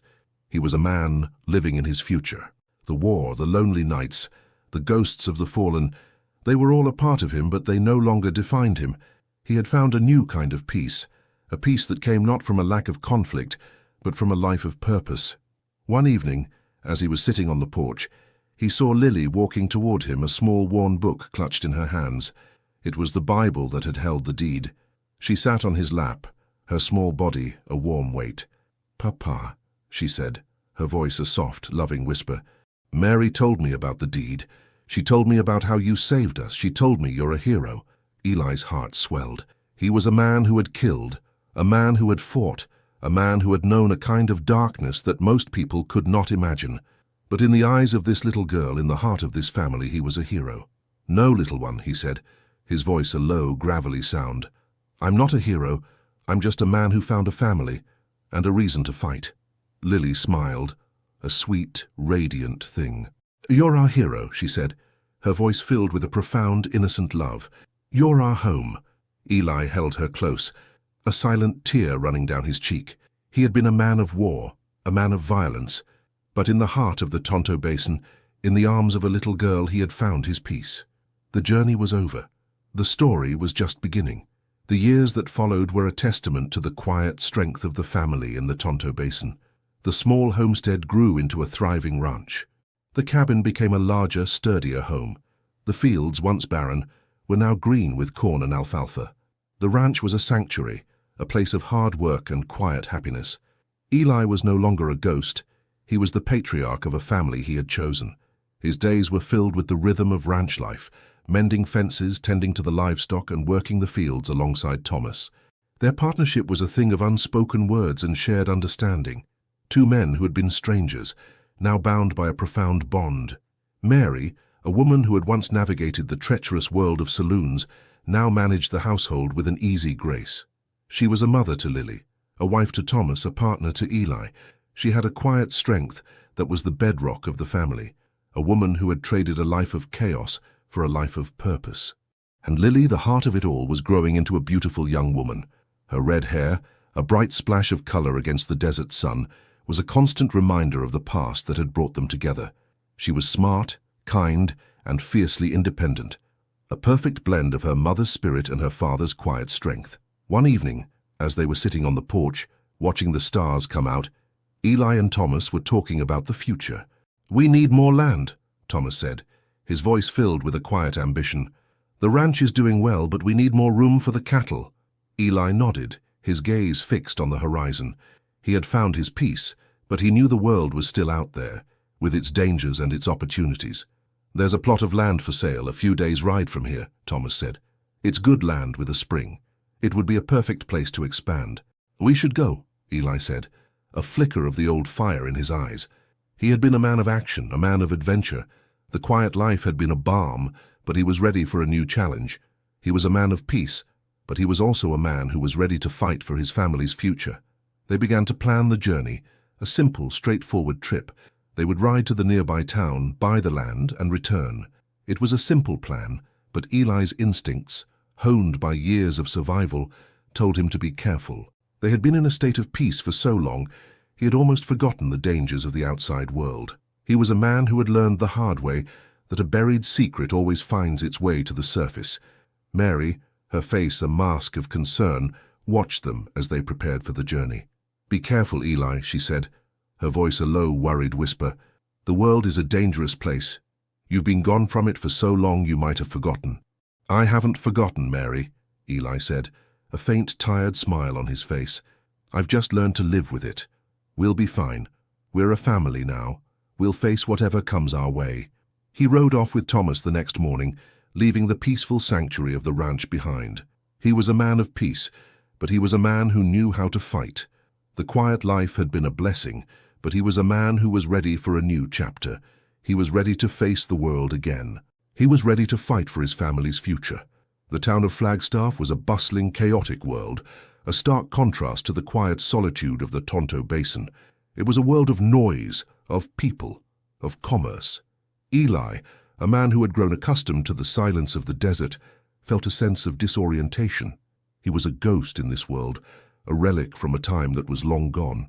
He and Thomas found a place to stay, a small, dusty room above a general store. They spent the first few days navigating the complexities of land ownership, a world of deeds and paperwork that was foreign to Eli. He was a man of action, a man of the land, not a man of paper and ink. As they were walking down the main street one afternoon, Eli saw something that made his blood run cold. A face he knew, a face from his past. It was a man from the war, a man he had thought was dead, a man who had been a part of his unit, a man who had seen the worst of him. Eli's gut twisted. He had buried his past, but his past had a way of finding him. The man, a grizzled old veteran named Jedediah, looked at Eli, a flicker of recognition in his eyes. He stopped walking, his gaze fixed on Eli. "Eli Thorne?" he said, his voice a low, rusty sound. "Is that you? I thought you were dead." "I am," Eli said, his voice a cold, hard lie. "I'm not the man you knew. I'm a new man." Jedediah, however, was not easily fooled. He had seen the look in Eli's eyes, a look he knew from the battlefield. He had seen the scar on his shoulder, a mark of a recent battle. "The war never ends for some of us, Eli," Jedediah said, his voice filled with a kind of weary understanding. "We carry it with us, in our hearts, in our souls." Eli wanted to walk away, to run, to disappear back into the quiet solitude of the Tonto Basin, but he couldn't. This man was a part of his past, a part of a past he had been trying to forget. He had to face him. "I've moved on, Jedediah," Eli said, his voice firm. "I've found a new life, a new family." Jedediah's eyes filled with a sad, knowing look. "A new family?" he said, a note of bitter irony in his voice. "We all tried that, Eli. We all tried to forget. But the past has a way of coming back, a way of finding you." Eli, a man of action, a man of the land, felt a sense of profound unease. This was not a fight he could win with a gun. This was a battle for his soul, a battle with a ghost from his past. He had to be careful. He had to be strong. He had to protect his new life, a life he had found in the heart of the wilderness. Eli's encounter with Jedediah cast a shadow over their time in Flagstaff. The quiet peace he had found in the Tonto Basin was now threatened by a ghost from his past. He couldn't shake the feeling that he was being watched, that his every move was being scrutinized. He tried to focus on the task at hand, on the paperwork for the land, but his mind was a whirlwind of worry and unease. He had a family to protect, a family that knew nothing of his past. He had to be careful. He had to be smart. One evening, as he and Thomas were walking back to their room, they were ambushed, not with guns, but with words. A group of men, all veterans, all men who had served with Eli, surrounded them. Jedediah was at their head, his face a mask of cold, hard anger. "You left us, Eli," Jedediah said, his voice a low, accusatory growl. "You left us to die. You ran. You were a coward." Eli's blood ran cold. He had not run. He had been sent on a mission, but he knew, in his heart, that he had not done enough. He had not fought for them, not when it mattered. He had survived, and they had not. "I didn't run," Eli said, his voice a low, tired whisper. "I was a soldier. I followed orders." "Orders?"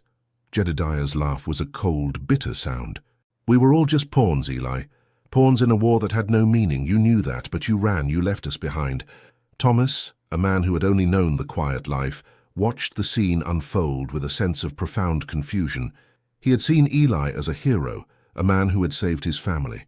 But in the eyes of these men, he was a coward, a deserter. "He's not a coward," Thomas said, his voice filled with a desperate, shaky courage. "He's a good man. He saved my family. He risked his life for us." Jedediah's eyes, filled with a cold, righteous fury, looked at Thomas. "You don't know him," he said. "You don't know what he did. He left us. He left us to die." The argument escalated, the words becoming a weapon. Eli's past, a past he had tried so hard to bury, was now a living, breathing thing, a shadow that threatened to consume him. He was a man who had found his peace, but his peace was now being challenged by the very people he had tried to outrun. He knew he had to act. He had to stop this. He had to protect his family, and he had to protect his new life. He was a man of peace, but he was a man who was ready to fight. He had to face his past, and he had to win. The confrontation with Jedediah was a battle of words, a war of memories. Eli, a man of few words, was a poor match for Jedediah's relentless, bitter accusations. The truth, a painful, long-buried thing, began to surface. Eli had been a scout during the war, a man known for his ability to navigate treacherous terrain and to outsmart the enemy. He had been sent on a mission to scout a position, a mission that had been a diversion. The main force, his unit, had been ambushed. Eli, miles away, had known something was wrong, but he had not returned. He had followed orders. He had completed his mission, but in doing so, he had left his friends, his comrades, to die. Jedediah, who had survived the ambush, had been captured. He had spent years in a prison camp, his mind and his body broken. He had lost everything. He had lost his friends, his family, his soul. He had come back to the world a bitter, broken man, a man who was haunted by the ghosts of the past. He had heard that Eli had survived, that he had built a new life, a new family. He had come to find him, to face him, to demand an answer. "Why, Eli?" Jedediah asked, his voice a low, broken whisper. "Why did you leave us?" Eli, a man who had spent his life running from this moment, finally answered. "I don't know," he said. The words a painful, raw sound. "I was a soldier. I followed orders. I was a coward." The words, a confession he had never spoken aloud, hung in the air, a heavy, suffocating silence. Thomas, who had been listening in stunned silence, looked at Eli with a new understanding, a new kind of respect. He had seen a man who had fought for his family. Now he saw a man who had fought for his soul. Jedediah, his face a mask of bitter, sorrowful understanding, looked at Eli. He saw not a coward, but a man who had been broken by the same war that had broken him. He saw a man who had tried to rebuild, a man who had found a new life. He saw a reflection of his own darkest past. "You're not a coward, Eli," Jedediah said, his voice filled with a new kind of weary compassion. "You're a man who survived, and you're a man who's fighting for a new life. We all tried that, didn't we? But some of us are just too broken to be put back together again." He turned and walked away, a silent, broken figure disappearing into the night. The war was over. The battle was won. But the ghosts, they would always be there. Eli had faced his past and he had survived. But he was a man who would always carry a shadow, a silent, constant reminder of the war he had lost. The confrontation with Jedediah left Eli with a new kind of peace. It was not the peace of a man who had forgotten his past, but the peace of a man who had faced it. He had confessed his failure, his cowardice, and he had been forgiven. Not by Jedediah, not by the world, but by himself. He and Thomas completed the transaction for the land, their return journey a quiet, reflective time. Eli was a man of few words, but the silence between them was now filled with a new kind of understanding. Thomas, who had only seen a hero, now saw a man with a past, a man with a burden, a man who had found his redemption in the heart of a family. When they returned to the Tonto Basin, Eli was a different man. He was still the same stoic, silent figure, but there was a new kind of light in his eyes, a new kind of peace in his soul. He was a man who had found his way home. Mary, a woman of deep intuition, saw the change in him. She saw the new kind of light in his eyes, a light that had not been there before.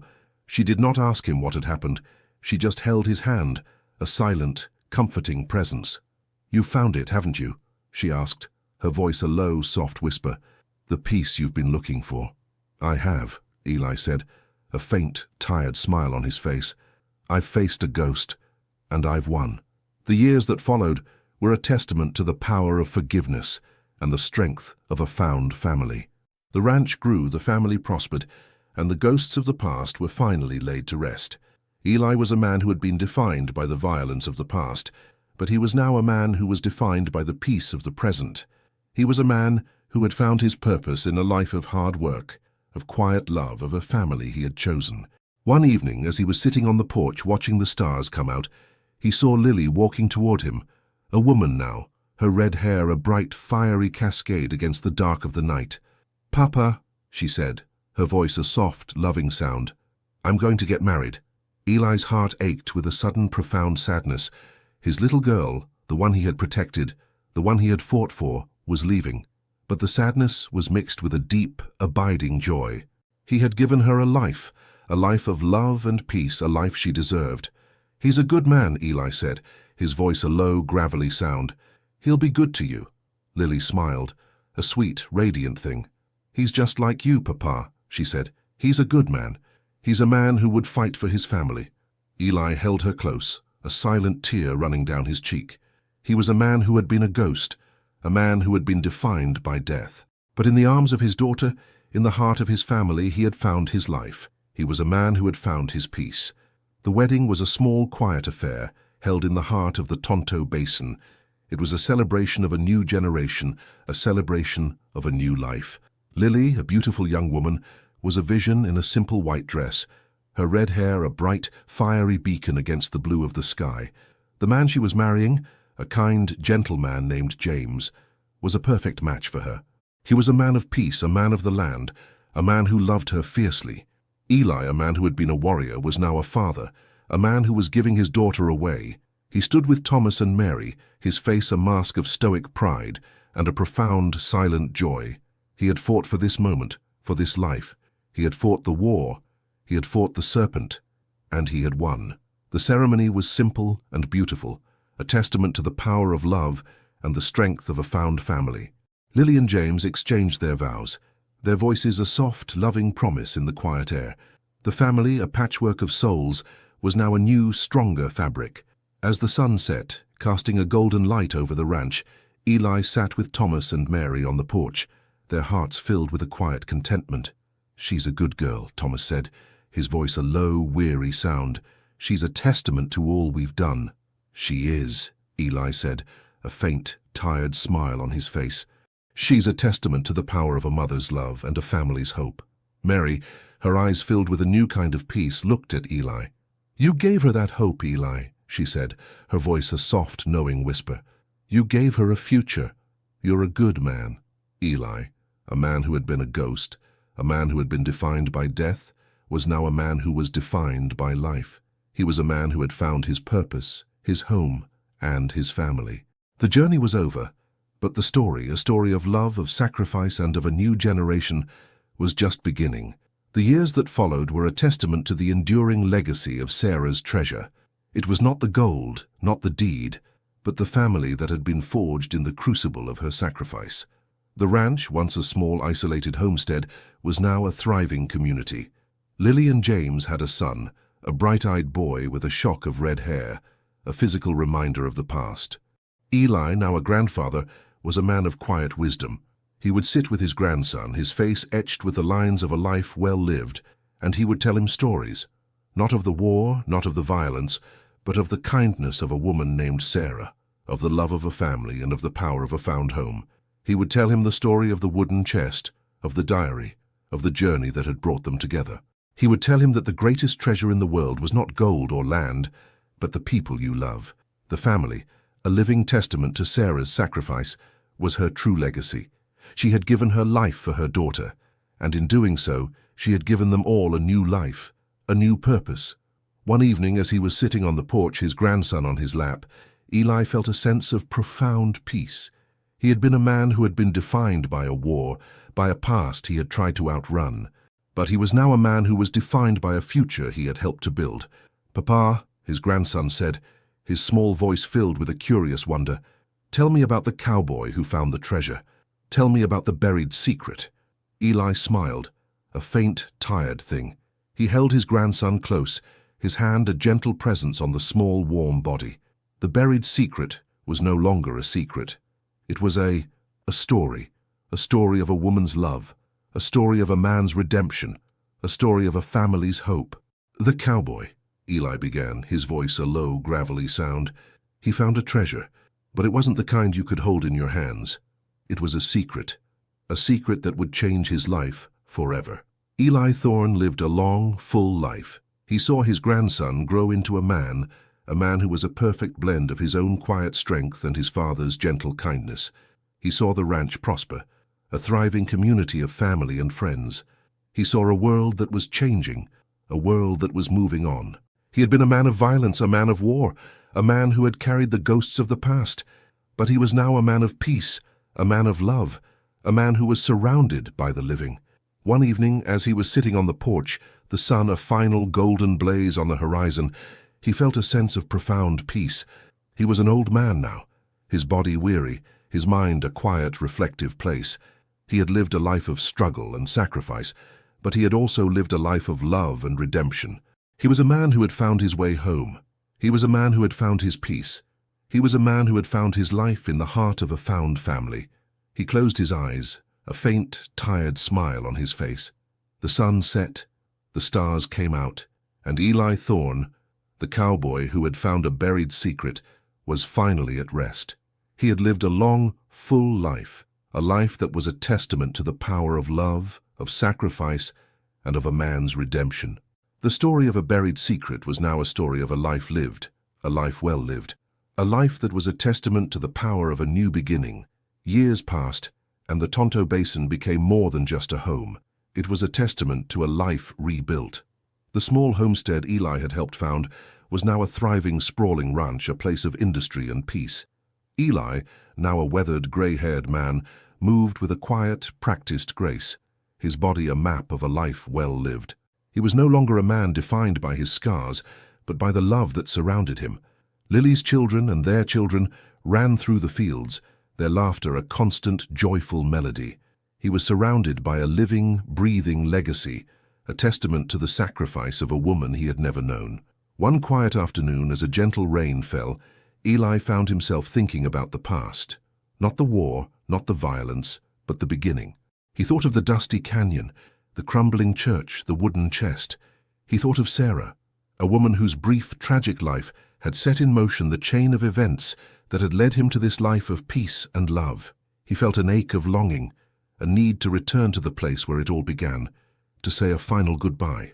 He confided in Mary, his closest companion and confidant. She listened with a quiet understanding, her face a map of the years they had spent together. "You need to go," she said, her voice a soft, knowing whisper. "You need to finish this. It's not a secret anymore, Eli. It's a memory, and it's a part of you." Eli, a man who had always been a man of action, felt a sense of profound relief. He was not running from the past. He was returning to it, to honor it. He packed a few supplies, saddled his horse, and began the long journey back to the abandoned church. The ride was a solitary one, a pilgrimage to the place where his old life had ended and his new one had begun. He rode with a sense of purpose, a sense of peace. He was not a cowboy on a mission. He was a man on a journey to find closure. The landscape was different now. Years of rain and wind had smoothed the rough edges, but the land was still a wild, untamed thing. He reached the canyon on a late afternoon, the sun a final golden blaze on the horizon. The church was still there, a silent, crumbling sentinel against the sky. The bell tower, a defiant, broken finger pointing to the heavens, was still standing. He dismounted, his boots a soft crunch on the parched earth. The air was cool and still, a sacred silence that was both a comfort and a burden. He walked to the place where he had found the chest. The earth was now covered in new growth, a testament to the passage of time. He stood there for a long time, his mind a jumble of memories. He remembered the dust, the heat, the feel of the wooden chest in his hands. He remembered the photograph, the diary, the plea of a woman he had never known. He remembered the fear, the danger, the fight for his life, and he remembered the moment he had found them, the moment his old life had ended and his new one had begun. He knelt down, his hand a gentle presence on the earth. He felt a sense of profound gratitude, a gratitude for the life he had been given. He was a man who had found his purpose in the heart of a found family, a man who had found his home in the heart of the wilderness. He was a man who had been a ghost, and was now a man of substance. As the last rays of the sun disappeared, Eli, a man who had been defined by death, felt a new kind of life. He was a man who had lived, who had loved, who had found his peace. The journey was over. The story was a part of him, a part of his family, a part of the land.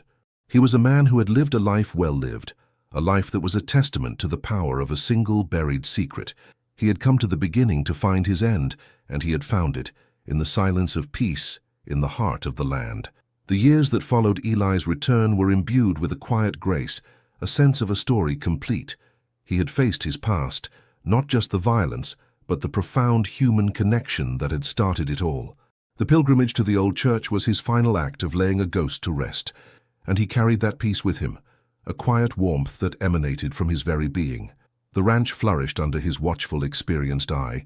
He had taught Thomas and Mary, and later their children, all he knew about the land, how to read the sky for rain, how to listen for the whispers of the wind, and how to find sustenance in the most barren places. His greatest legacy, however, was not in the land or the cattle, but in the stories he told. In the evenings, with the family gathered around a crackling fire, Eli would sit with his grandchildren and great-grandchildren, his voice a low, gravelly sound, and he would begin. He no longer hid the truth. He spoke of Sarah and her husband, of their tragic journey west, and of the love that had prompted a mother to leave her most precious treasure, her child, in the wilderness. He would show them the faded tintype photograph, the image of a young mother and her swaddled infant, and he would tell them in his own simple words about the buried chest and the buried secret. His stories were not tales of glory or conquest. They were stories of courage, of sacrifice, and of the strange, beautiful ways that human lives can intertwine. He spoke of the fear he felt when Silas and his men cornered them in the canyon, of the quiet strength of Mary, and of the unwavering faith of Thomas and Martha. He didn't shy away from the pain, but he always centered the narrative on the light that had emerged from the darkness. One cold winter night, as a blizzard raged outside, his great-grandson, a boy named Elias after him, sat on his lap, a small, trusting presence. "Papa," the boy asked, his voice a soft, curious whisper, "why did you do it? Why did you go on that journey for a family you didn't even know?" Eli looked at the boy, his own eyes reflecting the firelight. He saw in the boy's face a mixture of innocence and a nascent understanding of the world. "I didn't know them then," Eli said, his voice a low, tired rumble. "But I knew the look in that mother's eyes. I knew the look of a person who was willing to give everything for someone else. In that moment, I wasn't just a cowboy anymore. I was a man who was fighting for a reason, for her, for them, for a life that was meant to be." He paused, a quiet moment of reflection, and then continued. "The world is full of ghosts, Elias. Ghosts of the past, of things we've done and things that have been done to us.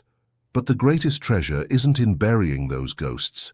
It's in facing them, in understanding them, and in using what you learn to build a new life. Your life, this ranch, this family, it's all a part of Sarah's treasure. It's the legacy of a mother's love and a father's sacrifice. It's a story of a buried secret that brought light to the world." The boy, with the quiet wisdom of a child, looked at Eli and nodded. He understood. He understood that the story of their family was not just a tale of a cowboy and a wooden chest. It was a story of a web of human connection, of a life that had been saved by a simple act of courage, and of a legacy that would be passed down through generations. Eli, a man who had once been a loner, now sat surrounded by the warmth of his family, his heart filled with a profound sense of peace. The threads of the past and the present had been woven into a single, beautiful tapestry. He had lived, he had loved, and he had found his final resting place not in a grave but in the heart of his family's story. The final years of Eli's life were a slow, gentle descent into a profound and lasting peace. The man who had once been a ghost, a drifter haunted by war and violence, was now a constant guiding presence in the lives of his family. His body grew frail, the bones weary, but his spirit was as strong and as vibrant as the Arizona sun he had learned to call home. He was a living legend on the ranch, a patriarch whose quiet wisdom was sought by everyone. He spent his days sitting on the porch, a blanket over his legs, a peaceful, contented smile on his face. He would watch the great-grandchildren play in the dust, their laughter a sweet, pure sound that filled the air. He would watch Thomas and Mary, now an old man and woman themselves, their hands still clasped together, their love a quiet, enduring testament to the life they had built. One evening, as the sun began to set, casting a golden light over the mountains, Eli felt a profound weariness. It was a different kind of exhaustion, not the bone-deep fatigue of hard labor, but the quiet, final weariness of a life well lived. He knew, with a quiet certainty, that his journey was nearing its end. He sat with Mary, her hand in his, a silent, comforting presence. He looked at her, at the lines on her face that told the story of a life filled with joy and sorrow, and he felt a profound gratitude. "Thank you, Mary," he said, his voice a low, raspy whisper, "for everything." She squeezed his hand, a silent promise of her love. She knew that he had found his peace. She had seen him transform from a haunted man into a man of light, and she had been there every step of the way. As the stars began to appear in the velvet sky, Eli closed his eyes.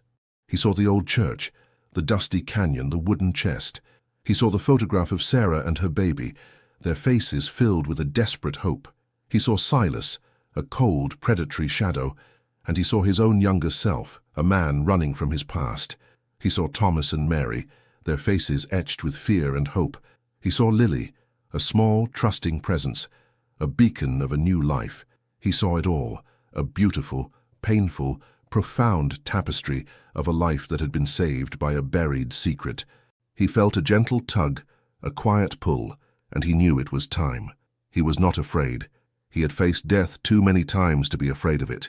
He was a man who had lived, a man who had loved, a man who had found his purpose. He was a man who had found his home. The next morning, the ranch awoke to the quiet, peaceful silence of a life complete. Eli Thorne, the cowboy who had found a buried secret, was gone. He was no longer on the porch. He was a part of the land, a part of the wind, a part of the stars. He was a part of the story that would be told for generations to come. He was a man who had lived a life that was a testament to the power of a single act of courage, of a woman's love, and of a man's redemption. The legacy of Sarah's treasure was not the gold, not the deed, but the family that had been forged in the crucible of her sacrifice. It was a legacy of love, of forgiveness, of a life well lived. And it was a story that would be passed down from generation to generation, a story of a cowboy who found a buried secret, and in doing so, found his way home. The end of the trail was not a destination, but a new beginning.